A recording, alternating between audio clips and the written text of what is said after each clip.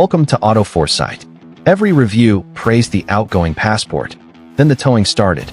The complaints followed.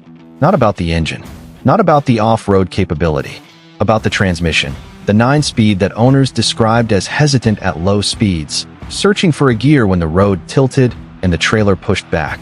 For a vehicle aimed squarely at the outdoor, adventure-oriented buyer, that complaint mattered. Honda heard it. The 2026 Passport TrailSport arrives with a new platform, a custom-tuned 10-speed, and a structural overhaul that goes well beyond a typical mid-cycle update. The question worth asking is whether the fix actually holds, or whether the new transmission carries the same criticism into the next generation. The 2026 Passport marks a meaningful shift for Honda's two-row adventure SUV. For the first time, the Passport moves off a shortened pilot architecture and onto a dedicated rugged light truck platform, a change Honda has been clear about positioning as the foundation of a more serious off-road identity. This is not the family hauler with mud flaps. The Passport TrailSport is aimed at the buyer who wants genuine trail capability without the bulk of a body-on-frame truck. It sits between the compact CR-V and the three-row Pilot in Honda's lineup, and according to Honda's own press material, the TrailSport trim specifically is designed for buyers who use their vehicle in challenging conditions, not just weekend car parks. The segment is competitive. The Toyota 4Runner has made the same pitch for years, and the Ford Bronco occupies the more extreme end. The Passport plays the middle, unibody comfort for daily driving, genuine off-road hardware for when it matters. That balance is what makes the transmission question important. The structural numbers behind this platform change are significant, and they come up in the powertrain section, where they explain something about how the new transmission was tuned. Honda has confirmed the 2026 Passport TrailSport carries a 3.5-liter DOHC 24-valve V6, producing 285 horsepower at 6,100 revolutions per minute and 262 pound-feet of torque at 5,000 revolutions per minute.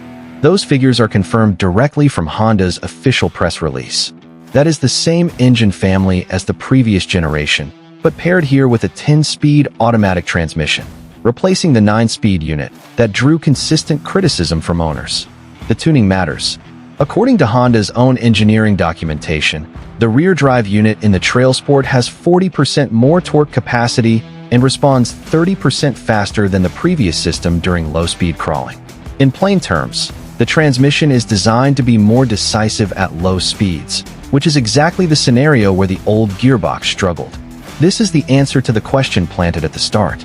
The hesitation complaint from previous Passport owners was not fundamentally about the number of ratios. It was about torque delivery at low speeds under load. The 10-speed was retuned for that specific use case, not carried over from the Pilot without modification. The second-generation VTM4 all-wheel drive system distributes torque across all four wheels independently. Honda confirms brake towing capacity at 5,000 pounds, competitive with the segment, and supported by the increased torque capacity in the rear drive unit. For context, the Toyota 4Runner SR5 produces a reported 278 horsepower from its 2.4-liter turbocharged four-cylinder. The Ford Bronco offers a reported 300 horsepower from a smaller 2.3-liter unit. The Passport's 3.5-liter V6 is the largest displacement in the comparison, and it is the only naturally aspirated engine of the three, which is a deliberate choice. No turbo means no boost management at altitude, and no complexity in a recovery situation. Variable cylinder management is standard. Under light loads, the engine drops to 3-cylinder operation to save fuel without the driver noticing. That is worth noting for anyone doing long highway stints between trails. Honda's press material confirms a wheelbase of 113.8 inches, an increase of 2.75 inches over the previous generation. The front and rear tracks are also wider by 1.3 and 1.5 inches respectively. In practical terms, the vehicle is longer and broader than before, which has two consequences: more cabin space behind the second row, and a wider, more planted stance that matters on uneven surfaces. For anyone who found the previous Passport's rear seat slightly tight on longer journeys, the wheelbase extension directly addresses that. The TrailSport trim includes a 10.2-inch digital instrument cluster with real-time roll angle, pitch angle, and elevation readouts. Information that is useful on trails and quietly impressive on a daily drive.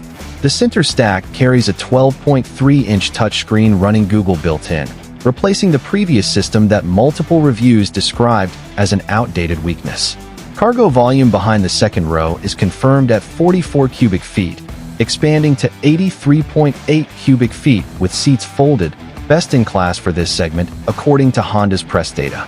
A standard stowable picnic table is included on the TrailSport, which is one of those details that sounds like a marketing line until it is actually useful on a tailgate morning. The TrailSport-specific hardware includes bright orange forged steel front recovery points, confirmed by Honda as a first for the Passport nameplate. They are designed to break away in a collision, which means they serve a genuine towing and recovery purpose without compromising safety in a frontal impact. That is a considered piece of engineering, not a cosmetic addition. Honda also increased front lateral rigidity by 72% and rear lateral rigidity by 50% compared to the outgoing model.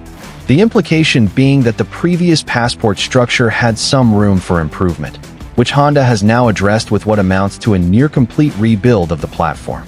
The standard safety suite includes Honda Sensing, Honda's bundle of collision mitigation, adaptive cruise, lane assistance, and blind spot coverage. Braking hardware includes 13.8-inch front rotors, 1.2 inches larger than before, with enlarged calipers for improved stopping under load and on trail descents. That brake specification is confirmed in Honda's official specification documentation. The 2026 Passport is available in RTL, TrailSport, and TrailSport Elite trims. Honda confirms a starting price of $44,750 for the base RTL configuration.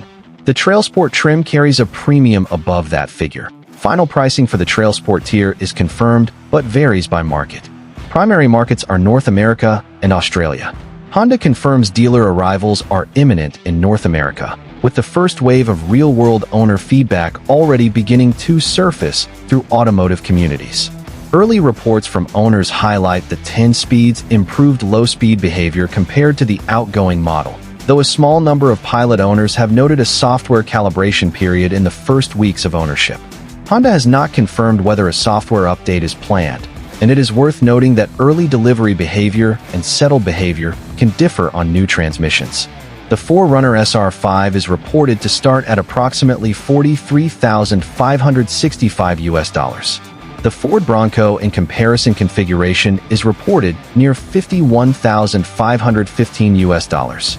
The Passport TrailSport sits competitively within that range, with a confirmed V6 powertrain that neither rival currently matches in displacement. The towing number closes the gap buyers were asking about. The structural rebuild, the wider platform, the 40% increase in rear torque capacity, those are direct answers to a direct complaint. The open question is the transmission. Not because the 10-speed is unproven, it is not, but because new calibrations on new platforms take time to settle into real-world conditions. The early owner feedback is cautiously positive. Whether it stays that way after the first 6 months of heavy use is the thing worth watching. Which side of that trade-off matters more in your situation? The confirmed capability upgrade or the unresolved transmission question? Drop that in the comments. It is one of the more honest decisions in this segment right now.